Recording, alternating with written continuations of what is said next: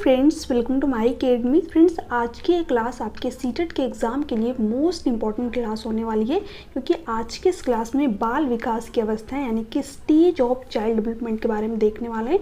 आज की आपकी क्लास थर्ड है। इसके पहले की 2 क्लासेस कंप्लीट हो चुकी है, तो अगर आपने उन क्लासेस को नहीं देखा है तो चैनल के प्लेलिस्ट में जाइए, आपको वहाँ पर वो दोनों क्लासेस देखने को मिल जाएगी जो कि आपके एग्ज़ाम के लिए मोस्ट इंपॉर्टेंट है। ठीक है, इसके अलावा अगर आप ये नोट्स परचेज करना चाहते हैं तो स्क्रीन पे आपको एक व्हाट्सअप नंबर शो हो रहा होगा, वहाँ से आप मुझे व्हाट्सअप पर मैसेज करके इन नोट्स को परचेज कर सकते हैं जो कि आपके एग्ज़ाम के लिए इंपॉर्टेंट होने वाले हैं। मेरा यही सजेशन रहेगा कि आप सभी जो है नोट्स को परचेज कर लें, क्योंकि लास्ट टाइम में जो है आपको रिविज़न में यहाँ से बहुत हेल्प मिलेगी, है ना।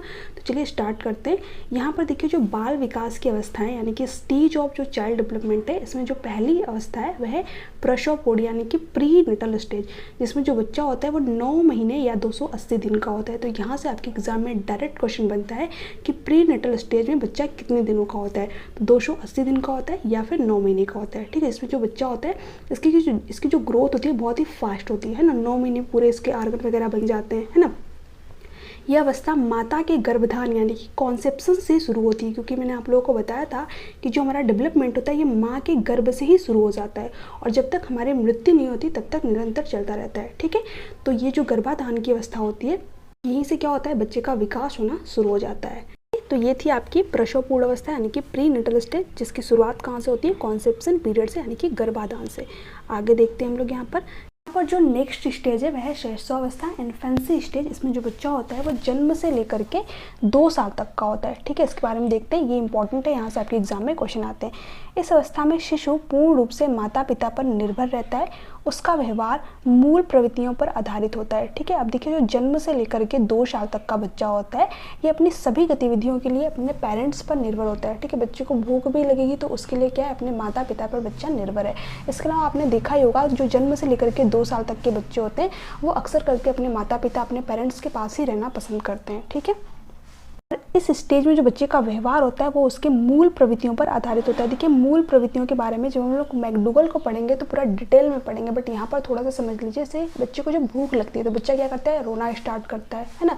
इसके अलावा जब बच्चा बहुत ज़्यादा खुश होता है तो बच्चा क्या करता है, वहाँ पर हंसना स्टार्ट करता है। तो यही क्या होती है, आपकी मूल प्रवृत्तियाँ होती हैं, और जो बच्चे का व्यवहार होता है वो क्या होता है, मूल प्रवृत्तियों पर आधारित होता है। इसके साथ साथ तेज शारीरिक मानसिक अधिगम की अवस्था, देखिए जो शैशवावस्था होती है, ठीक है, इसमें जो बच्चे का मानसिक विकास होता है बहुत ही तेज़ी से होता है, शारीरिक विकास बच्चे का जो है बहुत तेज़ी से होता है। ठीक है, बच्चा जो चीज़ों को सीखता है बहुत तेज़ी से, बच्चे एब्जॉर्ब चीज़ों को बहुत ही अच्छे तरीके से कर पाता है यहाँ पर। ठीक है, इसके साथ साथ नैतिकता यानी कि मोरलिटी का अभाव। देखिए, जो जन्म से लेकर के 2 साल तक का बच्चा होता है उसके अंदर नैतिकता थोड़ी पाई जाती है। ठीक है, बच्चा बहुत छोटा होता है यहाँ पर, तो इसके अंदर जो है मोरलिटी नहीं पाई जाती है। जैसे कि आपने देखा होगा, जो जन्म से लेकर के 2 साल तक के बच्चे होते हैं, कभी किसी के जो है बाल खींच देते हैं, कभी किसी को थप्पड़ लगा देते हैं। ठीक है, कभी किसी को खरोच देते हैं, क्योंकि बच्चे के अंदर मोरलिटी नहीं है, बच्चे को फ़र्क नहीं पड़ता आप बड़े हो छोटे हो। ठीक है, तो बच्चे के अंदर जो है यहाँ पर नैतिकता नहीं होती है इस स्टेज में।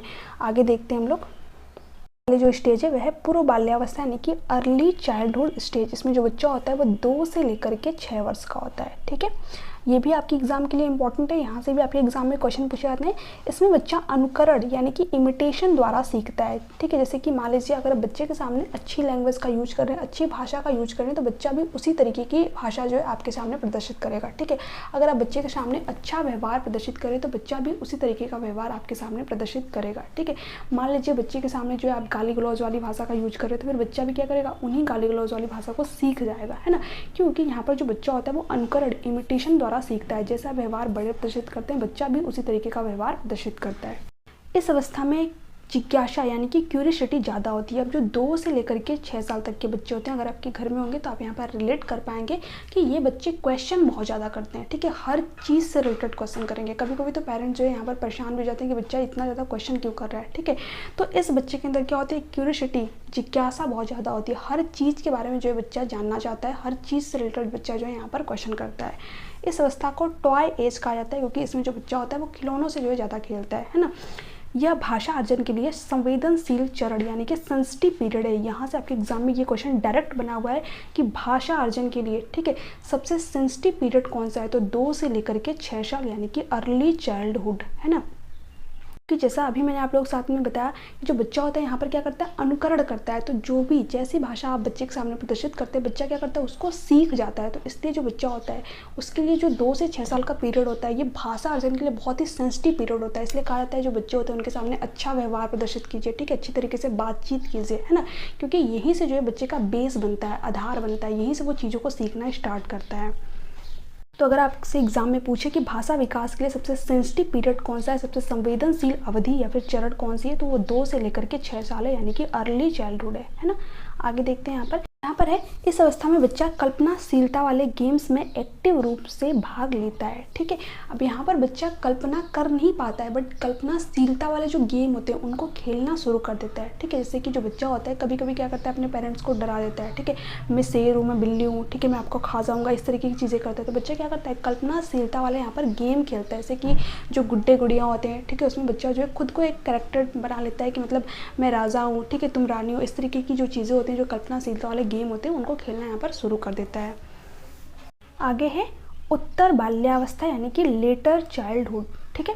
अब इसमें जो बच्चा होता है वो 6 से लेकर के 12 साल तक का होता है। देखिए जो चाइल्डहुड है इसी को 2 पार्ट में आपका डिवाइड किया गया है। एक तो हो गया आपका अर्ली चाइल्डहुड यानी कि पूर्व बाल्यावस्था, इसमें जो बच्चा है वो 2 से 6 साल का है, ठीक है। और एक हो गया आपका लेटर चाइल्डहुड जिसमें जो बच्चा है वो 6 से लेकर के 12 साल तक का है। कभी कभी आपको ऑप्शन में 7 से लेकर के 12 साल तक भी देखने को मिल सकता है। तो बात आपकी एक ही है, 1-2 साल जो इधर उधर हो सकता है। तो 6 से 12 या फिर 7 से 12, ठीक है, दोनों ही आपके जो है उत्तर बाल्यावस्था हो जाएंगे।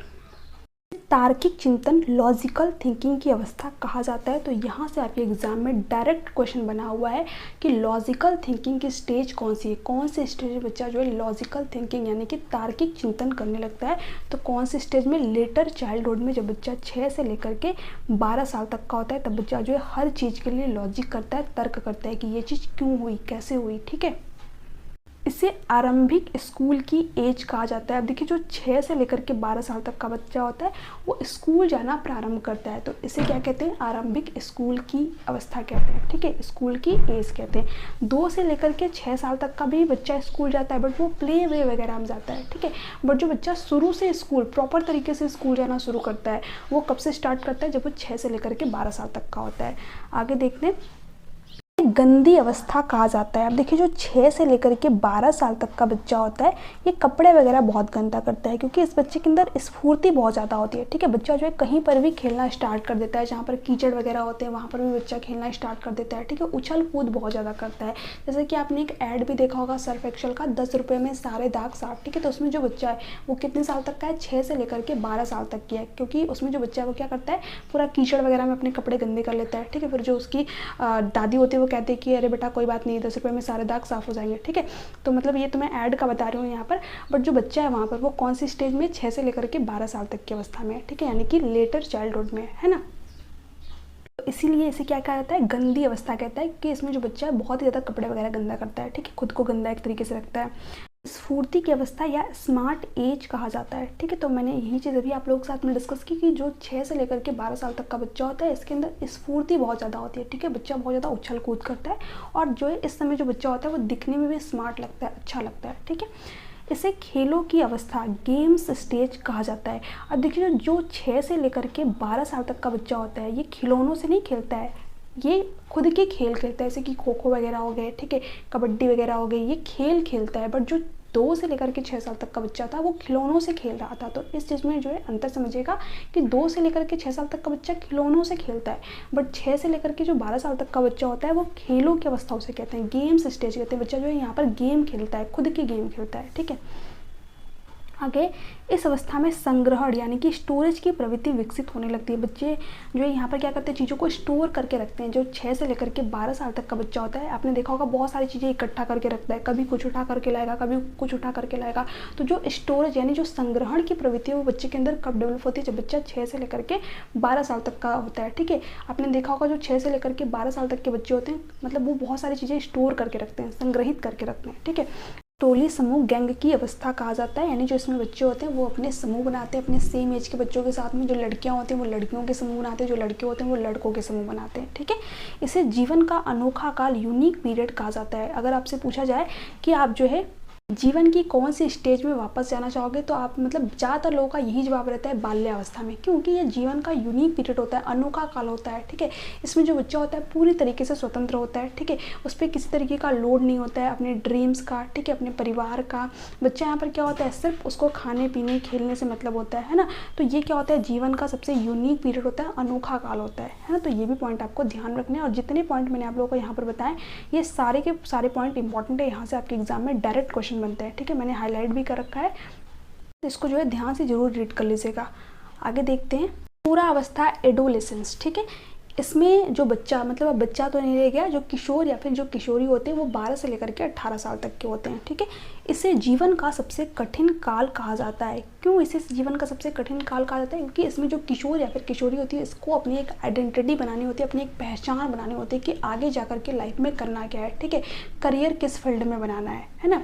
इसे संघर्ष, तनाव, आंधी, तूफान और उलझन की अवस्था कहा जाता है। देखिए, एक मनोवैज्ञानिक है स्टेनली हॉल, ठीक है, जो कि क्या कहते हैं, जो किशोरावस्था है वो तनाव, ठीक है, तनाव, संघर्ष, आंधी, तूफान और उलझन की अवस्था है। क्यों? क्योंकि जो इसमें किशोर या फिर किशोरी होते हैं, उनके बॉडी स्ट्रक्चर में बहुत सारे चेंजेस आ रहे होते हैं ना। हार्मोनल चेंजेस बहुत ज़्यादा हो रहे होते हैं। जैसे कि जो लड़कियां होती हैं, इनके अंदर मेंस्ट्रुएशन साइकिल स्टार्ट हो जाती है, ठीक है। इसके अलावा जो इनकी आवाज़ होती है वो काफ़ी जो है पतली हो जाती है। इसके अलावा जो लड़के होते हैं, उनके दाढ़ी मूंछ आना स्टार्ट हो जाते हैं, उनकी आवाज़ जो है भारी हो जाती है थोड़ी सी, ठीक है। इसीलिए इस स्टेज को जो स्टेनली हॉल है, उन्होंने संघर्ष, तनाव, आंधी, तूफान और उलझन की अवस्था का है। आपके एग्जाम में स्टेनली हॉल का नाम नहीं पूछा जाएगा, बट ये पूछ जाता है कि कौन से स्टेज को संघर्ष, तनाव, आंधी, तूफान और उलझन की अवस्था कहा जाता है। तो किशोरावस्था, ठीक है। इसमें विषम लिंगी आकर्षण होता है, यानी जो लड़के होते हैं वो लड़कियों की तरफ अट्रैक्ट होते हैं, जो लड़कियां होती हैं वो लड़कों की तरफ अट्रैक्ट होती हैं, ठीक है। तो विषम लिंगी आकर्षण कौन से स्टेज में होता है? किशोरावस्था में, ठीक है। आगे देखते हैं, इस अवस्था को स्वर्ण काल यानी कि गोल्डन एज कहा जाता है, ठीक है। इस अवस्था में वीर पूजा, हीरो वर्शिप की भावना होती है, यानी जो लड़के या फिर लड़कियां होती हैं उनके अंदर जो हीरो वर्शिप की भावना है, जो वीर पूजा की भावना है, वो डेवलप हो जाती है। यानी कि इसी स्टेज में जो किशोर या फिर किशोरी होती है वो किसी को अपना आदर्श चुनते हैं, आइडियल चुनते हैं। जैसे कि मान लीजिए भगत सिंह को किसी ने अपना आइडियल चुन लिया, जो लड़कियां हो गई, ठीक है। मान लीजिए उन्होंने किसी और को अपना, जैसे कि जो रानी लक्ष्मीबाई है उनको अपना आदर्श चुन लिया, ठीक है। तो इसी स्टेज में जो बच्चा होता है उसके अंदर वीर पूजा यानी कि हीरो वर्शिप की जो भावना होती है वो डेवलप होती है। बच्चे अमूर्त चिंतन यानी कि एब्स्ट्रैक्ट थिंकिंग करते हैं। तो ये भी आपके एग्जाम में पूछा गया क्वेश्चन है कि बच्चे जो है किस स्टेज में एब्स्ट्रैक्ट थिंकिंग करते हैं, अमूर्त चिंतन करते हैं। अमूर्त चिंतन का मतलब क्या हो गया? जो चीज़ें बच्चे के सामने नहीं होती है, बच्चा उसके बारे में भी सोच पाता है, थिंकिंग कर पाता है, ठीक है। तो वो कब करते हैं बच्चा? किशोरावस्था में, एडोलेसेंस में, यानी जब बच्चा 11 से लेकर के 18 साल तक का होता है। तो ये भी पॉइंट आपको ध्यान रखना था। ये थी आपकी बाल विकास की अवस्थाएं, और यहाँ से आपके एग्जाम में डायरेक्ट क्वेश्चन बनते हैं, डायरेक्ट क्वेश्चन देखने को मिलते हैं। तो इनको अच्छी तरीके से एक बार खुद से भी रीड जरूर कीजिएगा। इसके आगे क्लास में हम लोग इंटेलिजेंस यानी कि बुद्धि के बारे में देखने वाले हैं। तो जिन्होंने ये नोट्स को परचेज कर रखे हैं, तो आपको सिर्फ ये क्लासेस देखनी है, उसके बाद में खुद से एक बार चीज़ों को रिवाइज कर लेना है, ठीक है। इसके अलावा आपको कुछ भी करने की जरूरत नहीं है, कुछ भी नोट डाउन करने की जरूरत नहीं है, क्योंकि सारी चीज़ें मैंने नोट्स में मेंशन कर रखी है आपके।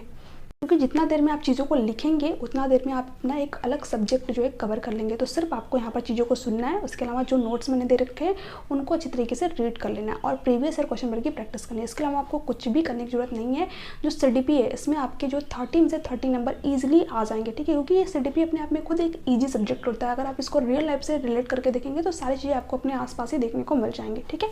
तो यहाँ पर CDP कंप्लीट प्रिपरेशन जो है आपको यहाँ पर हो जाएगी। सिर्फ नोट्स को रीड कीजिए, प्रीवियस ईयर क्वेश्चन पेपर की प्रैक्टिस कीजिए। इसकी भी अलग सीरीज आपकी चली रही है, ठीक है, और थ्योरी क्लासेस भी आपके लिए यहाँ पर चल रही है और नोट्स, ठीक है। तो 30 में से 30 नंबर आपको कंप्लीटली यहाँ पर, अगर आपने अच्छी तरीके से प्रिपरेशन कर ली, रिवीजन वगैरह कर लिया, तो ईजिली देखने को मिल जाएंगे, है ना। बहुत सारे स्टूडेंट जो है पहले भी स्कोर किए हैं। तो चलिए मिलते हैं नेक्स्ट क्लास में। Bye bye, take care, thanks for watching. Class कैसे लगी नीचे कमेंट सेक्शन में कमेंट करके जरूर बताइएगा।